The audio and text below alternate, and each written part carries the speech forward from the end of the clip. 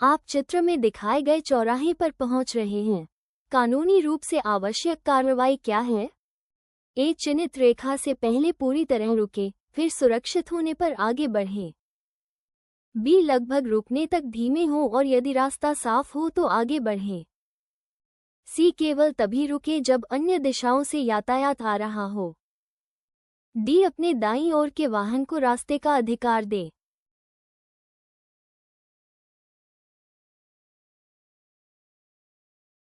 जब आप किसी सड़क या रैंप के प्रवेश द्वार पर यह चिन्ह देखते हैं तो सही कार्रवाई क्या है?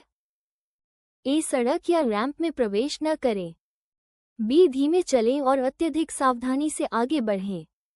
सी. रुकें और फिर यदि रास्ता साफ हो तो प्रवेश करें। डी. प्रवेश करने से पहले सभी यातायात को रास्ता दें।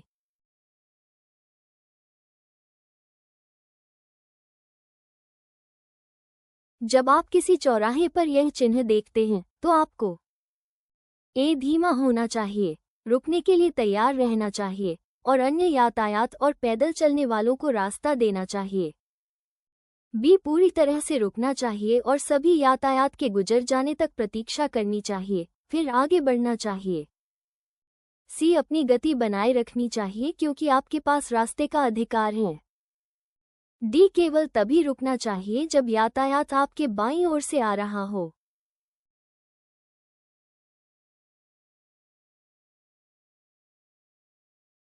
आप सबसे बाईं लेन में एक चौराहे पर पहुंच रहे हैं और यह चिन्ह देखते हैं।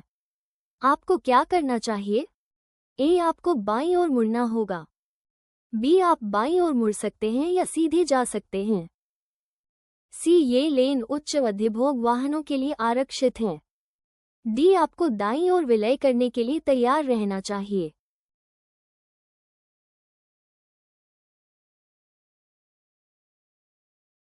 जब आप इस चिन्ह वाली लेन में गाड़ी चला रहे हो तो क्या कार्रवाई आवश्यक है? ए. आपको दाईं ओर मुड़ना होगा। बी. दाईं ओर मुड़ना अनुशंसित दिशा है। सी. आप दाईं ओर एक तेज मोड़ के पास आ रहे हैं। डी. आप दाईं ओर मुड़ सकते हैं या सीधे जा सकते हैं।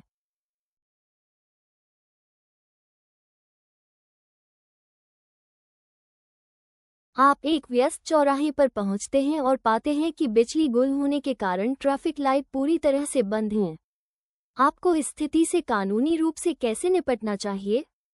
ए. चौराहे को एक ऑलवेज स्टॉप माने। बी. सावधानी से आगे बढ़ें क्योंकि मुख्य सड़क के पास रास्ते का अधिकार है।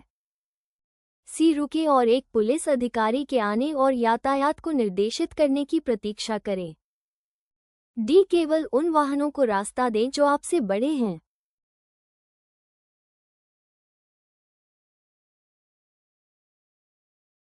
एक पार्टी में कई मादक पेय पीने के बाद एक व्यक्ति घर चलाने से पहले अपनी कार में इंतजार करने का फैसला करता है। वो ड्राइवर की सीट पर बैठा है, इंजन बंद है लेकिन चाबियां उसके पास हैं जब एक पुलिस अधिकारी पास आता है। इस स्थिति में व्यक्ति पर आरोप लगाया जा सकता है। ए. नशे में गाड़ी चलाना क्योंकि उसके पास वाहन की देखभाल या नियंत्रण है। बी. केवल सार्वजनिक रूप से नशे में होना क्योंकि कार चल नहीं रही थी। सी. कोई अपराध नहीं क्योंकि वो गाड़ी न चलाकर जिम्मेदारी से काम कर रहा था।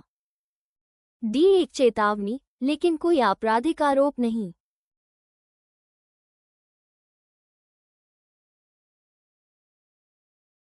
आप शहर की सड़क पर गाड़ी चला रहे हैं और आपको एक साइकिल चालक को पार करने की आवश्यकता है। यदि आप कानूनी रूप से आवश्यक न्यूनतम 1 मीटर की दूरी छोड़ने में विफल रहते हैं तो संभावित दंड क्या है? ए. $500 तक का जुर्माना और 2 डिमेरिट अंक। बी. केवल पहले अपराध के लिए चेतावनी। सी. अनिवार्य 7 दिन का लाइसेंस निलंबन।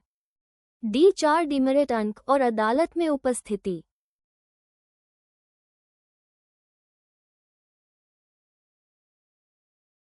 आप बिना किसी भौतिक मीडियन बैरियर वाली 5 लेन वाली हाईवे पर गाड़ी चला रहे हैं।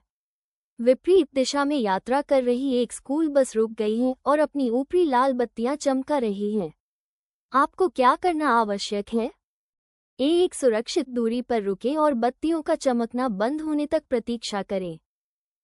बी धीमे चलें और बस को सावधानी से पार करें क्योंकि यह सड़क के दूसरी तरफ है।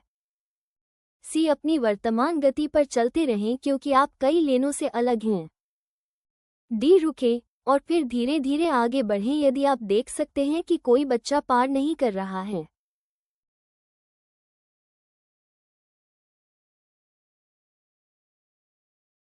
आप अपने दाईं ओर एक कैंपसाइट में एक ट्रेलर को रिवर्स करने का प्रयास कर रहे हैं। ट्रेलर के पिछले सिरे को दाईं ओर मोड़ने के लिए आपको अपनी कार का स्टीयरिंग व्हील किस दिशा में घुमाना होगा? ए बाईं ओर, बी दाईं ओर, सी पहिया को बिल्कुल सीधा रखें। डी ये ट्रेलर की लंबाई पर निर्भर करता है।